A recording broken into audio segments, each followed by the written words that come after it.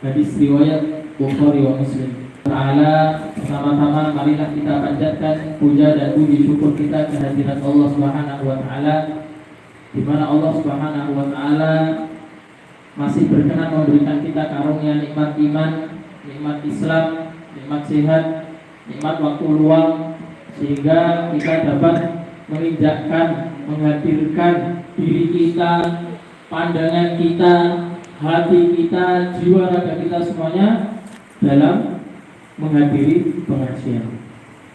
Mengapa demikian? Mengapa kita harus senantiasa bersyukur kepada Allah?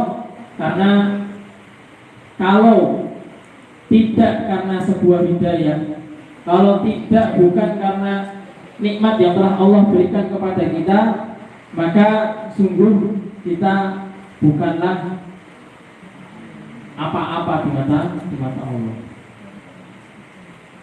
Ya. Ada sebuah kisah, ya, yang dimana kisah ini adalah kisah nyata.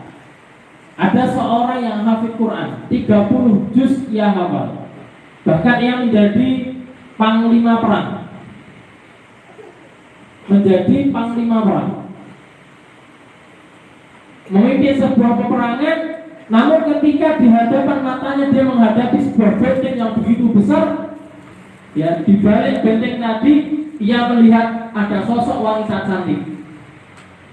Bayangkan, sosok wanita cantik, panglima perang, hafid Quran, ia menjadi ulama di masanya ketika itu. Ini di kisahnya di masa tabi'in, ya. Ketika memimpin perang, ia melihat di balik benteng itu ada sosok wanita cantik, sehingga seorang hafid ini tadi menuliskan surat kepada ratu atau wanita cantik yang ada di benteng tersebut. Wahai sosok wanita cantik, sesungguhnya aku telah jatuh cinta kepadamu pada pandangan pertama kali aku melihatmu. Maka apa yang bisa aku lakukan untuk mendapatkanmu? Maka dibalaslah. Ketika surat itu sudah sampai kepada si wanita tadi, maka surat tadi kembali dan berisi jawaban, engkau bisa memilikiku ketika engkau melepaskan agamamu. Bayangkan, ya. Jadi tidak menjamin orang yang sudah hafal Quran 30 juz sekali duduk mungkin, ya, dia bisa kuat imannya, ya. Ini atas kehendak Allah Subhanahu wa taala. Maka Bapak Ibu yang dimuliakan oleh Allah Subhanahu wa taala, sepatutnya kita sama-sama bersyukur kepada Allah atas karunia yang telah Allah berikan kepada kita. Salawat dan salam semoga senantiasa tercurahkan kepada baginda kita, uswah hasanah kita Nabi Muhammad sallallahu alaihi wasallam, beserta keluarganya, beserta para tabi'in, tabi'in dan segenap umatnya yang senantiasa memperjuangkan ajarannya dan menantikan syafaatnya di yaumul qiyamah kelak. Bapak Ibu yang dimuliakan oleh Allah Subhanahu wa taala, ini pertama kalinya saya ngisi di Masjid Al-Ikhlas. Ya, Al-Ikhlas. Perkenalkan, nama saya Ridwan. Tadi sudah dikenalkan sama Pak Takmir, ya. Pak Takmir tahu dari mana? Dari WA. Ya. Saya aslinya orang Pasar Kliwon. Ya, aslinya orang Pasar Kliwon. Alhamdulillah terlahir dari genetik yang bercampuran, ya. Pakistan. Alhamdulillah aku lihat yang lahir 21 tahun yang lalu. Alhamdulillah 3 bulan yang lalu sudah menikah, dan hari ini kegiatannya adalah mengajar di salah satu pondok pesantren di daerah Polokarto. Ini pondok pesantren baru hijau. Alhamdulillah. Ya. Bapak Ibu yang dimuliakan oleh Allah Subhanahu wa taala, ini tadi sebenarnya dadakan, ya. Saya masih muda, di dalam sama Pak Bakir, ya, tadi pagi, Assalamualaikum, Pak Ridwan, ya. Wah, ngapunten Pak, saya bukan Ustaz. Ini ini dimintai tolong untuk mengisi kajian. Oke, insya Allah saya menyanggupi untuk memberikan apa yang saya ketahui dan sedikit dari apa yang saya ketahui ini kepada panjenengan semuanya. Bapak Ibu yang dimuliakan oleh Allah Subhanahu wa taala. Kita akan mengangkat tema kepemimpinan. Ya. Pemimpin. Yang harus kita ketahui apa fungsi dan urgensinya seorang pemimpin. Bapak Ibu semuanya pasti paham. Ya, pasti paham ar-rijalu qawwamuna 'alan nisa. Ya. Dalil ini kan senantiasa diulang terus. Dalil ini kan senantiasa diulang dan senantiasa kita dengar. Ar-rijalu qawwamuna 'alan nisa. Sesungguhnya laki-laki, ya, ar-rijalu qawwamuna 'alan nisa. Ya.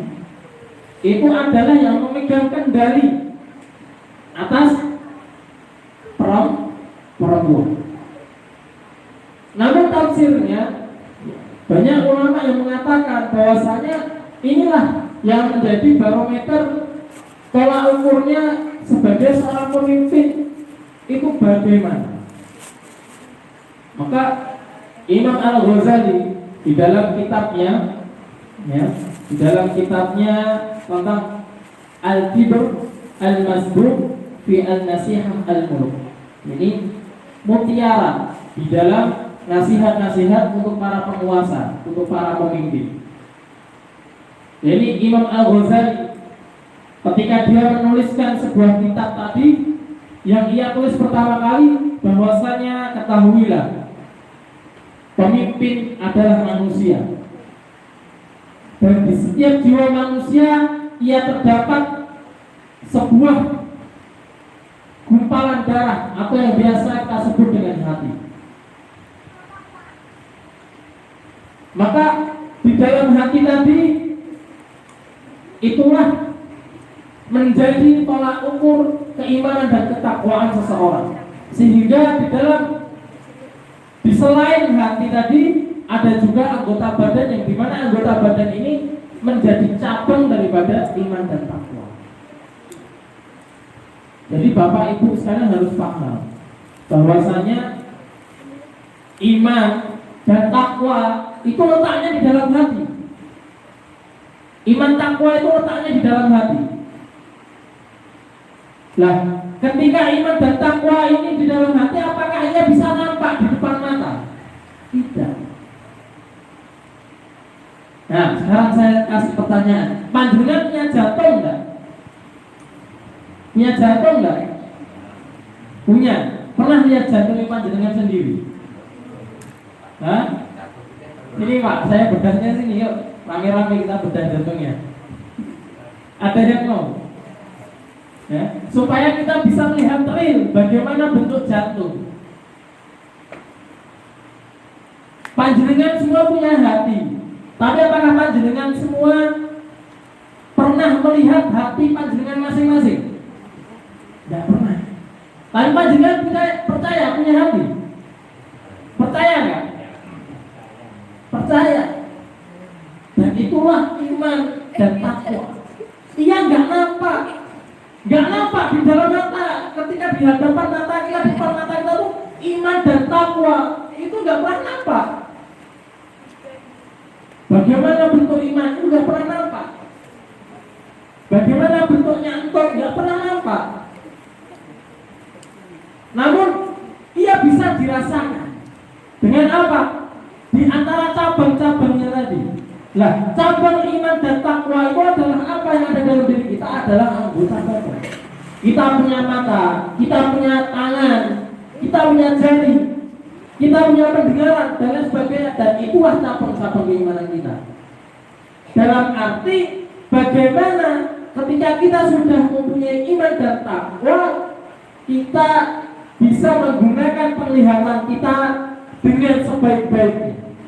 Kita menggunakan pendengaran kita dengan sebaik-baiknya. Kita menggunakan lisan kita dengan sebaik-baiknya. Dan inilah yang dinamakan apa? Iman dan takwa tadi yang bisa kita rasakan dengan mata, dengan tangan, dengan lisan. Maka jangan heran orang ya yang senantiasa berbuat keburukan, ia melihat sesuatu yang diharamkan oleh Allah, terus ia mendengarkan sesuatu yang dilarang oleh Rasulullah, ia mengucapkan sesuatu yang tidak pantas. Ini identik dengan orang-orang yang tidak punya iman atau ketakwaannya sangat rendah. Karena apa? Karena orang yang beriman, orang yang bertakwa, orang yang senantiasa mendekatkan diri kepada Allah adalah mereka yang senantiasa menggunakan panca indera ini dengan sebaik-baiknya. Bapak Ibu yang dimuliakan oleh Allah Subhanahu wa taala. Ketika Imam Al-Ghazali ya, dalam kitabnya sebelum dia memberikan 10 nasihat kepada seorang pemimpin, yang ia tulis pertama kali adalah iman dan takwa, karena ini adalah menjadi barometernya seorang muslim ya. Makanya Pak, kehidupan kita ya, sebagai seorang muslim setiap hari pergi ke masjid ya, itu gak akan pernah lepas daripada yang namanya aturan agama. Percaya nggak percaya? Percaya nggak percaya?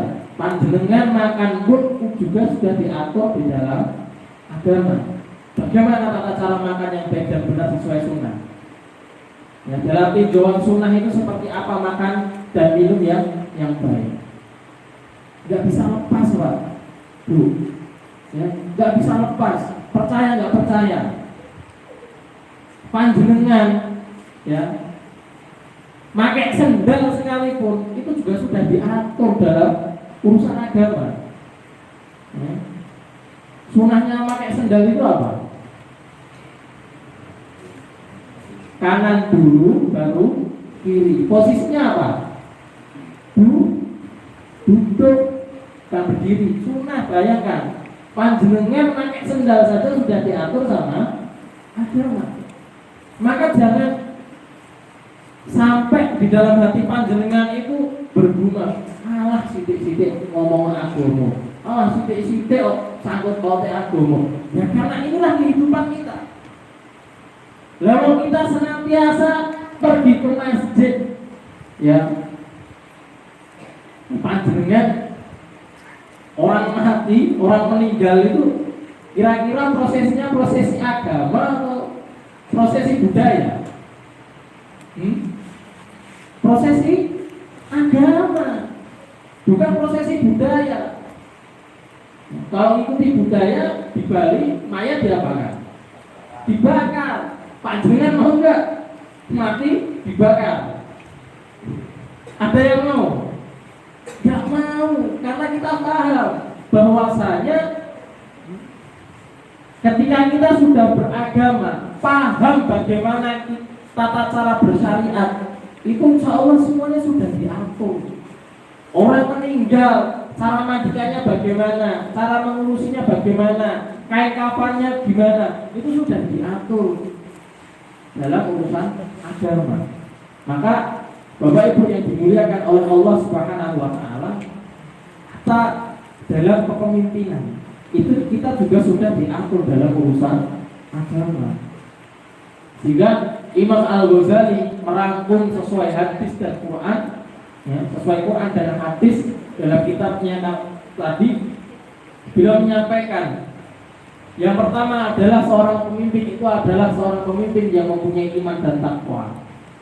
Lantas dilanjutkan dengan 10 nasihat. Yang pertama adalah pemimpin harus mengetahui kedudukan dan pentingnya kekuasaan. Percaya nggak percaya? Ya. Sekarang kita kaitkan dengan yang nyata-nyata di sekeliling kita aja, yang nyata-nyata.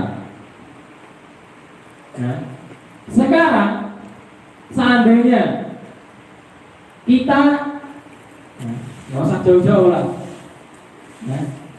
kita diamanahi untuk memimpin masjid ini.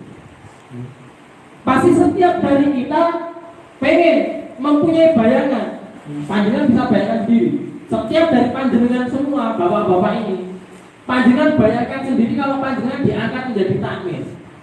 Pasti panjenengan sudah membayangkan, oh sesuknya ada di takmir masjid, aku pengen isi kajian, masjidnya pengen tak aktif nih, pengen tak bayar sholawatan terus, pengen tak isi dengan hal yang bermanfaat. Pasti demikian. Maka perhatikan, ketika seseorang pemimpin menurut Imam Al-Ghazali, dia harus paham bagaimana kedudukannya sebagai seorang pemimpin. Kedudukan seorang pemimpin ini harus dia pahami terlebih dahulu. Apakah ketika dia diberi kepemimpinan lalu menjadikan kepemimpinannya itu untuk semena-mena atas kekuasaannya yang ia punya? Ya, maka kita harus pahami betul bahwasanya pemimpin itu harus memiliki dan mengetahui kedudukan yang dia pimpin. Ya, ketua RT, dia menjadi ketua ya di antara rukun tetangganya. Dia menjadi tokoh ya di tengah masyarakat. Maka ia harus ketahui ya, jangan kok ketika diangkat jadi RT terus lihat bahwasanya ada warga yang di situ tidak tersentuh oleh bantuan sosial kok meneng wae. Nah, aku banten. Ya. So menunggu jadi bine. Ya. Gimana? Ya, jangan seperti itu. Maka ini nasihat penting. Ya. Saya menasihatkan kepada diri saya dan juga panjenengan semuanya untuk mengetahui hakikat kepemimpinan itu seperti apa. Kalau kita flashback ke masa-masa lalu, kita ketahui bahwasanya kepemimpinan yang paling bagus itu adalah kepemimpinannya Rasulullah SAW. Lalu ketika itu turun kepada masa sahabat, dan yang paling bagus, ya bukan yang paling bagus, tapi ada yang bagus itu kepada diantaranya adalah kepemimpinannya Umar bin Abdul Aziz. Mengapa demikian? Panjenengan bisa bayangkan Pak, ya kepemimpinan Umar bin Abdul Aziz itu jangankan semut, ya harimau yang kita kenal sebagai hewan yang begitu kejam, ya, buaya yang dia bisa memangsa manusia, namun kita tengok ketika di zamannya Umar bin Abdul Aziz, singa dan hewan-hewan buas singanya nggak pernah itu ada ceritanya menerkam dan mengganggu manusia. Karena apa? Karena inilah pemimpin ya, yang benar-benar mengedepankan ketakwaannya kepada Allah Subhanahu wa Ta'ala. Maka nggak waktu pemimpin seperti ini. Hari ini mencari pemimpin-pemimpin yang seperti ini ada nggak? Langka, kayaknya goreng kan? Wis langka yo larang. Gimana? Ya. Maka ini Bapak Ibu yang dimuliakan oleh Allah Subhanahu wa Ta'ala, jadilah kita pemimpin-pemimpin yang langka tadi. Jadilah kita ya, pemimpin-pemimpin yang langka tadi.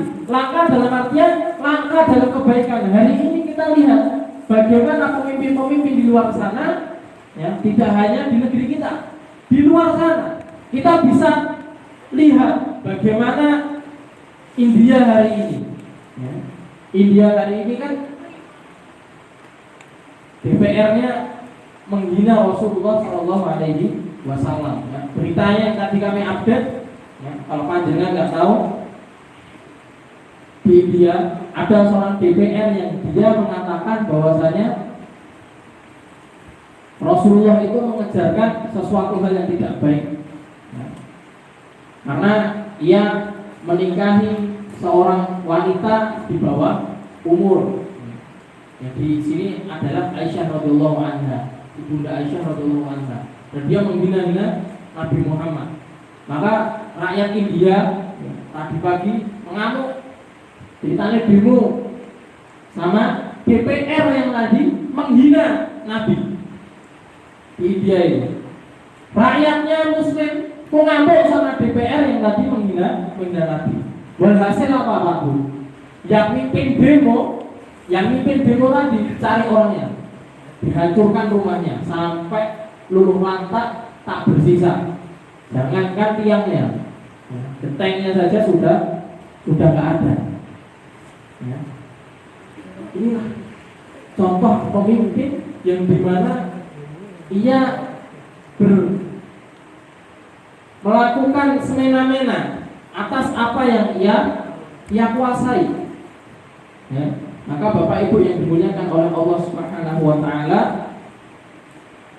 sepatutnya kita menjadi, ya. Ini sebenarnya saya nggak nyinggung panjenengan yang jadi ketua RT, ketua takmir dan sebagainya. Tapi ini adalah nasihat, ya. Karena baik atau buruknya suatu negara, baik atau buruknya suatu kampung, itu ditentukan dari mana baik dan buruknya suatu pemimpin. Dan kita hari ini yang duduk di depan, saya dan juga panjenengan semua bapak-bapak yang ada di dalam ini adalah panjenengan yang memimpin keluarga. Ya, ini adalah nasihat juga buat saya dan panjenengan semuanya. Jadi tidak untuk menyinggung siapapun, tapi untuk bermuhasabah bagaimana panjenengan dan saya bisa menjadi, ya, pemimpin-pemimpin yang dirindukan oleh Allah Subhanahu wa taala. Lantas yang kedua, ada nasihat Imam Al-Ghazali, yakni adalah pemimpin. Kita ini adalah pemimpin yang senantiasa merindukan petuah ulama dan mendengarkan nasihat mereka. Ya. Bapak Ibu yang dimuliakan oleh Allah Subhanahu wa taala, ya, panjenengan kalau ada masalah problematika dalam rumah tangga, larinya ke siapa? Biasa lari ke ustadz atau lari ke tukang pinter, atau mencari konsultasi yang dimana bisa menyelesaikan masalah. Maka kemana kita lari? Ini adalah menjadi barometer apakah kita sudah masuk kategori pemimpin-pemimpin yang dirindukan oleh Allah Subhanahu wa taala. Kok kalau kita menjumpai masalah dalam keluarga kita menjumpai masalah dalam kehidupan kita, kok kita larinya kepada orang pinter, katakan, ya, orang pinter yang bisa meramal ini dan itu dan bisa menjadikan masalah kita selesai dan lain sebagainya dengan syarat ini dan itu. Nah, maka panjenengan harus segera bertaubat. Karena apa, Bapak Ibu yang dimuliakan oleh Allah Subhanahu wa taala, inilah kalau kita ingin menjadi seorang pemimpin yang dirindukan oleh Allah Subhanahu wa taala, kita harus senantiasa gemar mencari nasihat dari para ulama. Kita senantiasa mendekati ustaz. Bahkan kalau kita lihat dalam struktur organisasi, ya, pasti di situ ada dewan syuro atau dewan penasehat. Ya, bayangkan panjenengan hidup di dalam sebuah organisasi, pasti di situ juga ada dewan syuro atau dewan penasehat. Pasti orang yang diamanahi menjadi dewan penasehat ini adalah orang, ya, yang ia berkompeten di dalamnya, yang senantiasa meluruskan kita ketika kita bengkok, ketika kita belok, itu senantiasa ada orang yang menasihati kita. Maka jadilah kita pemimpin-pemimpin yang senantiasa dekat kepada para ulama, senantiasa mendengarkan apa yang dinasihati para ulama. Yang ketiga adalah janganlah menjadi penguasa atau pemimpin yang puas dengan hasil kerjanya, yang padahal hasil kerjanya itu tidaklah apa-apa di hadapan rakyatnya, di hadapan anggotanya.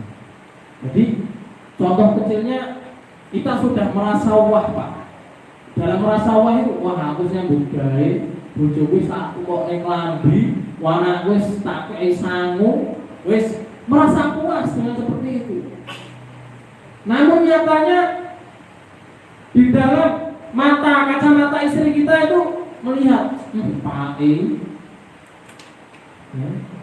ngei umur sedikit, kelambi murahan dan sebagainya. Maka jangan merasa puas. Menjadi pemimpin itu jangan merasa puas. Jangan merasa puas dengan kinerjanya. Wah, saya sudah bisa memberikan ini, saya sudah bisa memberikan itu dan lain sebagainya. Jangan merasa puas. Padahal sesungguhnya yang dinilai oleh masyarakat kita, yang dinilai oleh anggota keluarga kita, itu hanyalah sebagian kecil.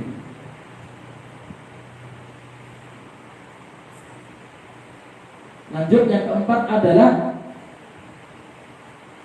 kebanyakan pemimpin memiliki sifat yang sombong.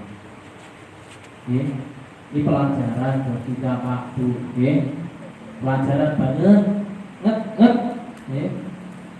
Ini menjadikan pengingat buat kita semuanya. Supaya apa? Supaya kita ketika kita menduduki kasta tertinggi dalam sebuah rumah tangga atau bahkan di tengah masyarakat, kita sudah menduduki kasta tertingginya, orang nomor 1 sakampung, itu jangan pernah merasa sombong. Diibaratkan ketika kita di atas gunung, di atas gunung seolah-olah kita melihat rumah-rumah itu seolah-olah kecil, kecil. Wah, rumah-rumahnya cilik kabeh, dan saya di atas memiliki kekuasaan. Jangan. Padahal orang-orang di bawah sudah melihat kita kecil atau bahkan tidak terlihat sama sekali. Maka Bapak Ibu yang dimuliakan oleh Allah Subhanahu wa taala. Di sini Abu Darda pernah berkata, "Ya Rasulullah, tunjukkanlah kepadaku satu amalan yang akan memasukkan aku ke dalam surga." Maka Rasulullah SAW bersabda, "Janganlah engkau marah, maka engkau akan masuk surga." Nah, kenapa? Kok tadi sombong, poinnya sombong, kok bisa dikaitkan sama marah? Kenapa? Karena identik orang yang sudah sombong, orang yang sombong itu identik dengan emosi. Ini sudah pasti. Paling film-filmnya loh Pak. Paling film-film sinetronnya loh. Orang yang sombong, orang yang punya watak antagonis, pasti ia sukanya emosi.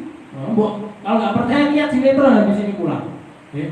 Balik tekan rumah nyetel TV. Sinetron, ibu-ibu sengaja nonton Andi dan Sokoy, Datang Cinta dan sebagainya. Mesti ngono. Saya gaya nesu-nesu biasa nih watake ya sombong. Apa nang yo film Indonesia ya. Film Indonesia yang dari nonton Azab ya. Mesti kan kisahnya kayak gitu ya. Hampir rata-rata seperti itu. Dan inilah kenyataan. Orang yang biasanya sombong diibaratkan yaitu suka adalah identik orang yang suka marah-marah. Maka sampai Rasulullah Shallallahu Alaihi Wasallam mengatakan, janganlah engkau marah, maka engkau akan masuk surga. Nasihat yang kelima, sesungguhnya pada setiap kejadian yang menimpa dirimu, engkau mesti membayangkan bahwa engkau adalah seorang rakyat, sementara selain dirimu adalah pemimpin. Nasihat yang kelima ini penting. Nasihat yang kelima ini penting. Pentingnya bagaimana? Kita harus paham. Kalau jadi pemimpin orang di atas itu kita harus paham. Kalau harga minyak mahal, bensin naik, kita tuh harus paham. Piye yo nek aku dadi rakyat ora yo apa-apa. Iki tahu ndak nih? Harus paham. Kita harus peka. Ternyata kalau kita naikkan ini, wah, boleh yo. Mesra. Ngoten nggih, Pak. Nyata enggak ini? ada kan sebuah apa namanya, sebuah gambar mengatakan gini, di sing jarene makmur, sing ngomong Indonesia makmur, ya ngomong ning sandi itu Pak Entek sing lagi antri sholat Pak, jojol lah bingung nganggo Inggris. Gimana? Lah inilah perumpamaan sampai keluar kata-kata seperti itu loh Pak, bayangkan. Jadi sing ngomong makmur, jare murah, watrio karo sing lagi antri pertalet solar ngomong, "Wah, Indonesia Pak, makmur, rapi, wapo ngene nganggo sendal." Ya. Dan inilah fenomena hari ini. Maka Bapak Ibu yang dimuliakan oleh Allah Subhanahu wa taala, setiap dari kita ketika kita menjadi seorang pemimpin, baik ini dalam keluarga maupun di tengah masyarakat, kita harus senantiasa mengayomi. Dan yang terpenting kita harus melihat, oh kok tetangga kita kesusahan, kita harus masak. Aku susah kaya ngono piye yo? Kalau awak dhewe ngono iki piye yo? Kita tuh harus punya rasa iba. Kita harus punya rasa kasihan. Sebagai seorang pemimpin harus paham demikian. Ya, kita harus peka dengan hal seperti itu. Jangan sampai ketika kita diangkat sebagai seorang pemimpin, kok kita justru malah lari dari tanggung jawab, nggak pernah peduli dengan masyarakat atau bahkan tetangga, maka kita termasuk pemimpin-pemimpin yang zalim. Dan kita akan dimintai tanggung jawab oleh Allah Subhanahu wa taala. Yang keenam adalah jangan sesekali kita memandang rendah orang yang memiliki kebutuhan yang menunggu di depan pintu. Artinya apa? Nasihat yang keenam ini artinya apa? Jangan sampai Pak Bu, ya, kita itu ngeremehin tonggo, ya, ngeremehin masyarakat, alah ke orang duwe, beni jaluk-jaluk, beni ngenteni bantuan dan lain sebagainya. Jangan. Ini adalah salah satu sifat yang harus kita jauhi ketika kita menjadi seorang pemimpin. Maka Bapak Ibu yang dimuliakan oleh Allah Subhanahu wa taala, ya, kita harus paham. Kalau kita jadi pemimpin itu jangan sampai menganggap rendah orang yang mengetuk pintu kita untuk meminta sebuah kebutuhan. Biasanya ini yang akan dijumpai itu, biasanya itu Pak Bupati. Bupati biasanya rumah dinasnya senantiasa didatangi orang-orang. Pak Bupati, ya, saya butuh ini, saya butuh itu. Biasanya orang-orang seperti ini yang memiliki kuasa akan memandang rendah. Orang duit, rakyatku miskin kabeh dan lain sebagainya. Padahal ketika seseorang pemimpin tadi, ya, mencalonkan diri sebagai pemimpin, mereka juga butuh orang-orang seperti kita yang nggak punya, yang dianggap remeh. Mereka butuh suara kita. Ya. Maka Bapak Ibu yang dimuliakan oleh Allah Subhanahu wa taala. Jadi kita harus paham dua kondisi. Kondisi ketika kita lagi di atas dan kondisi kita ketika kita lagi di bawah. Kalau kita lagi di bawah, kita harus paham. Ya. Jangan sampai kita mudah untuk disogok. Dan ketika kita di atas, jangan sampai kita menjadi orang yang menyogok atau bahkan meremehkan orang lain. Di sini ada satu kisah yang ditulis oleh Imam Al-Ghazali. Suatu hari Umar bin Abdul Aziz memenuhi berbagai kebutuhan rakyatnya. Ia kemudian duduk menyandar karena kelelahan, lelah Pak. Pemimpinnya kekesalan, habis menyiapkan kebutuhan rakyatnya. Anaknya kemudian bertanya kepada Umar bin Abdul Aziz, apa yang pernah membuat ayah merasa aman sementara kematian bisa saja datang saat ini, sedangkan pada saat yang sama di depan pintu ayah, ya, ada orang yang membutuhkan dan sedang menunggu sementara ayah mengabaikan haknya. Maka Umar bin Abdul Aziz langsung mencolok, benar wahai anakku, sesungguhnya nasihatmu begitu bermakna bagimu, maka langsung mencolok.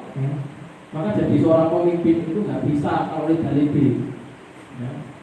Kalau jadi Pak Budin, jadi Pak RT kok didodoki begini ya lumrah namanya juga pemimpin tokoh masyarakat didodoki ngono ki aja gemeng. Ya. Pak RT kucing itu mati, ya aja bersurah aja gemeng. Begini dodoki kita dan untuk jangan seperti itu. Kita harus paham. Ya inilah kenapa Umar bin Abdul Aziz itu sadar. Sampai anaknya ya, bayangkan anaknya Pak. Yang menasihat itu anaknya Dewi. Kalau panjenengan, kalau kita saja sing nasihati anak ini iso petole, anak laki dia iso rek. Sing wani ngomongi wong tua, kan seperti itu. Tapi tidak dengan Umar bin Abdul Aziz. Ketika ia dikatakan, wahai ayahku, apa yang menjadikan engkau itu aman? Ngopo kok ayah ini kok malah tela-tele sendenane tembok, kok kaya penake santemen ngono lho. Ngopo to Pak ngono? Padahal bapak itu enggak tahu, padahal ayah itu enggak tahu, papa itu enggak tahu. Seandainya papa didatangi ya, seseorang yang sedang menunggu di depan rumah, padahal saat itu juga ayah mati, apa yang bisa ayah perbuat? Ya. Maka ketika itu juga Umar bin Abdul Aziz langsung wah bener ini, tenang ya. Jos nasihatmu masuk tenang. Maka Bapak Ibu yang dimuliakan oleh Allah Subhanahu wa taala, kita harus paham betul bagaimana sifat-sifat seorang pemimpin. Yang selanjutnya adalah janganlah kita sebagai seorang pemimpin menyibukkan diri kita untuk mengurusi berbagai keinginan pakaian kebesaran. Jadi kalau kita menjadi pimpinan keluarga Pak, Bu, ya, kita itu menjadi pemimpin keluarga di dalam rumah, kita jangan sibuk ngurusin pakaian. Wah, besok nganggo apa ya? Besok mangane apa ya? Jangan. Tapi kita harus memperhatikan bagaimana kita itu mendidik anak istri kita untuk senantiasa mendekatkan diri kepada Allah. Umar bin Khattab ya, radhiyallahu anhu bertanya kepada seorang yang saleh, apakah engkau melihat sesuatu pada diriku yang kau benci? Maka orang itu berkata, aku mendengar bahwa engkau pernah meletakkan roti di atas meja makanmu dan engkau punya 2 baju, satu dipakai untuk malam hari dan satu lagi engkau pakai di siang hari. Apakah selain itu ada sesuatu? Umar menjawab, tidak. Orang itu menjawab, demi Allah kedua perkara ini tidak akan selamanya. Maknanya apa? Jadi seseorang tadi, orang yang soleh tadi benci sama Umar itu gini. Aku beting karo Umar. Bayangkan Umar. Panjenengan kalau tahu kisahnya Umar, sirahnya Umar. Umar itu ketika dia mendengarkan sebuah bacaan kok berbeda dengan apa yang ia dengar dari Rasulullah, itu langsung buka pedangnya. Itu Umar. Makanya setan takut. Karena apa? Umar itu sidik-sidik tegas. Tapi ketika itu Umar tanya sama orang soleh, wahai orang soleh, apa yang tidak kau sukai dari diriku? Maka orang soleh tadi menjawab, yang saya tidak suka dari dirimu wahai Umar, ketika itu engkau letakkan satu roti di atas meja makanmu dan kau punya 2 baju, yang satu kau pakai malam, yang satu kau pakai siang. Ngopo kedengaran aku mergo aku ngene. Mate kok ngene. Karena apa? Contoh pemimpin itu ia yang tidak sibuk ya mengurusi baju kebesaran. Jadi kita jangan sibuk untuk mengurusi. Bahkan Umar itu bajunya itu tembelannya ada berapa? Itu aja masih dibenci. Maka Bapak Ibu yang dimuliakan Allah Subhanahu wa taala, jangan sampai kita yang hari ini bajunya aja masih layak, ya, tanpa adanya tembelan sama sekali. Kok kita masih sibuk mengurusi, wah, aku gini kok gagah, kudu tuku klambi anyar dan lain sebagainya. Aku kudu mangan enak, kudu mangan ning McDonald, namanya McDonald lho, Pak. Mbak, makan McDonald deh. Ya. Banyak pun derek. Derek. Nggih. Alhamdulillah nek ngoten. Dadi niki calon pemimpin. Oke, inilah. Jadi jangan sampai kok kita sibuk mikirin makan enak, pakai baju yang bagus, padahal rakyat kita membutuhkan ya apa yang mereka butuhkan, dan itu datang dari para kita seorang pemimpin. Kalau kita nggak gerak, maka rakyat kita nggak akan dapat apa-apa, kan gitu. Maka yang selanjutnya adalah sesungguhnya jika engkau memang mampu melakukan setiap urusan dengan penuh kasih sayang dan kelemahan lembut, maka janganlah melakukan dengan kekerasan dan sikap yang kasar. Kalau kita jadi seorang pemimpin, ya, kok bisa memberikan pelayanan yang baik untuk istri kita, anak kita dengan lemah lembut, maka jangan menggunakan tata cara yang kasar. Ya. Ini berangkat dari diri kita dalam rumah tangga sebelum nanti ya naik kepada ya, memimpin masyarakat. Maka kita harus paham ya, menjadi seorang pemimpin itu harus lemah lembut ya. Istri kita Pak Bu ya, sampai kan ada sebuah video mungkin yang viral ya di HP panjenengan itu mungkin pernah lewat ya. Seorang wanita yang kuat melahirkan ya. Menahan rasa sakitnya melahirkan itu wanita kuat. Isah kalau ngomong anak ya kuat. Dia ngomong betul Bu. Leres ya. Menyusui ya, menyapih, menggendong anak kesana kemari, ngeloni dan lain sebagainya. Wanita itu dilakukan dengan sendiri itu kuat. Namun ketika seorang pemimpin ia berani mengatakan kata kasar kepada istrinya, maka ketika itu juga yang tadinya kuat seolah-olah langsung menjadi pecah, kacau. Maka itu istri kita sendiri. Bagaimana kalau kita memimpin masyarakat? Kita hidup di tengah masyarakat, kita ditokohkan, tapi ketika di dalam musyawarah kita berkata, wah ini padanya ya, sebetulnya dari sebagainya. Ketika perkataan kasar itu keluar dari lisan kita seorang pemimpin, maka ketika itu juga kita sudah melukai hati orang lain. Maka kita harus menjaga. Kalau kita sudah bisa menjadikan problem solving yang baik, kita bisa menjadi solusi di tengah masyarakat itu solusi yang baik dengan lemah lembut. Kita harus lakukan itu. Jangan sampai kita mengatakan dengan perkataan yang kasar. Dan selanjutnya adalah hendaklah engkau berupaya dengan sungguh-sungguh untuk meraih keridhaan rakyatmu melalui cara-cara yang sesuai dengan syariat. Jadi Bapak Ibu yang dimuliakan oleh Allah Subhanahu wa taala, kita harus senantiasa mencari keridhaan daripada rakyat kita. Jangankan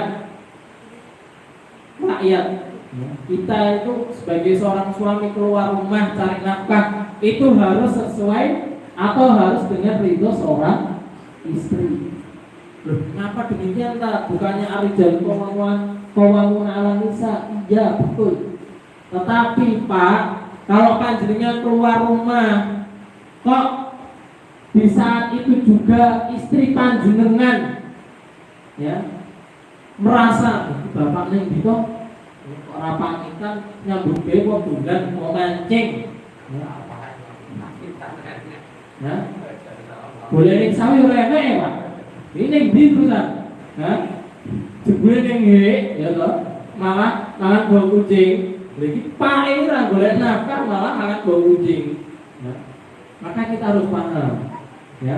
Kita harus cari di mana ridho tersebut. Ya. My love, apa meneh? Nyebut istrinya dengan kata apa? Ya. Ya habibati, ya. Cantikku dan sebagainya. Mas tak metu sik. Amin golek rezeki. Dungake muga lancar lan barokah. Maka inilah. Begitu juga dengan masyarakat, ia harus senantiasa meminta ridho dan restu di tengah masyarakat supaya ia menjadi pemimpin yang mendapat ridho dari mereka. Ya. Besok kalau ada pemilihan, ya, panjenengan harus bisa meletakkan ridho panjenengan, ya. Jangan sampai salah sasaran, ya. Jangan sampai salah sasaran. Maka panjenengan harus paham bagaimana meletakkan ridho. Karena hari ini kita semua, saya dan panjenengan itu adalah, ya, yang dimintai suara. You know what? Ya. Namun suatu saat kita akan meminta suara di hadapan Allah. Ya, ya Allah, sesungguhnya ketika si fulan menjadi pemimpin, ya, yang senantiasa berperilaku zalim, maka pemimpin tadi akan ditarik, ya, diminta pertanggungjawaban. Maka jangan sampai kita salah meletakkan ridho kita kepada seorang pemimpin. Yang terakhir adalah janganlah engkau mencari keridhaan seorang manusia melalui cara-cara yang bertentangan dengan syariat. Cara-cara yang bertentangan dengan syariat ini dalam artian ya tadi, kalau kita menjadi apa ya, pemimpin lurah, kok dengan cara nyogok, ini sudah bertentangan dengan syariat. Kok kita jadi presiden, kok korupsi, lalu menggunakan korupsi tadi untuk membayar orang supaya suaranya lebih unggul daripada lawannya, ini juga cara-cara yang batil. Maka panjenengan harus menghindari hal ini. Supaya apa? Supaya panjenengan semua bisa menjadi pemimpin-pemimpin yang diridhokan oleh Allah Subhanahu wa Ta'ala. Dan ingat Bapak Ibu sekalian, pemimpin itu senantiasa dimintai pertanggungjawaban. Ya, jangankan pertanggungjawaban di akhirat, pertanggungjawaban di dunia saja panjenengan dimintai. Ya. Pak Takmir ini laporan dong, laporan keuangan boleh. Ya, biasanya, tapi kan menyuruh bendahara untuk laporan keuangan supaya dilihat sama masyarakat. Ya. Sama, menjadi pemimpin di tengah masyarakat saja juga harus ada laporannya. Iki ditemu ditarik nasinya ndi lagi. Kowe ning pakai mau ngubeng nek laporane. Niki diteter ning ndi. Nah, maka kita aja harus laporan, apalagi di hadapan Allah Subhanahu wa Ta'ala, kita juga pasti akan dimintai pertanggungjawaban dan laporan.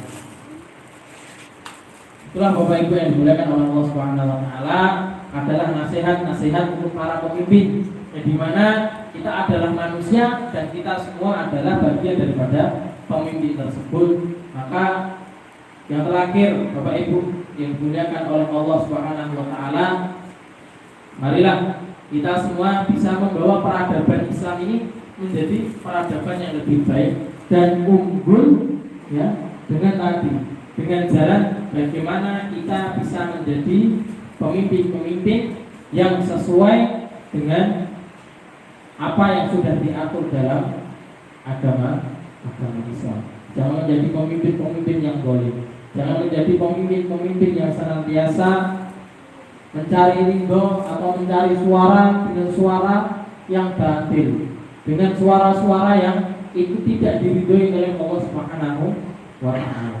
Karena Bapak Ibu yang dimuliakan oleh Allah Subhanahu wa Ta'ala, hancurnya sebuah bangsa, hancurnya sebuah rumah tangga, hancurnya sebuah desa maupun kampung, itu ujung tombaknya adalah dari seorang pemimpin. Kalau pemimpinnya adalah pemimpin yang solid, pemimpinnya adalah pemimpin yang senantiasa mengayomi masyarakatnya dengan cara-cara yang baik, maka hiduplah desa tadi. hiduplah kampung tadi, hiduplah rumah tangga tadi, hiduplah bangsa tadi. Tapi kalau kita mencari dengan cara-cara yang batil, maka hancurlah tadi rumah tangga, kampung, desa maupun bangsa yang kita pilih. Mungkin itu yang dapat kami sampaikan. Apabila ada salahnya, itu datang daripada diri saya pribadi, dan saya mohon maaf apabila ada salah kata yang saya sampaikan dalam materi-materi yang saya rangkum dalam nasihat Imam Al-Ghazali mengenai seorang pemimpin. Semoga itu bisa menjadi muhasabah bagi diri kita semuanya, bisa menjadi renungan bagi kita semuanya untuk memilih pemimpin yang benar-benar baik di mata kita dan di mata Allah Subhanahu wa taala. Sebenarnya datang daripada Allah Subhanahu wa taala. Hadzallahu wa iyyakum ajma'in. Akhiru da'wana alhamdulillahi rabbil alamin. Wassalamualaikum warahmatullahi wabarakatuh.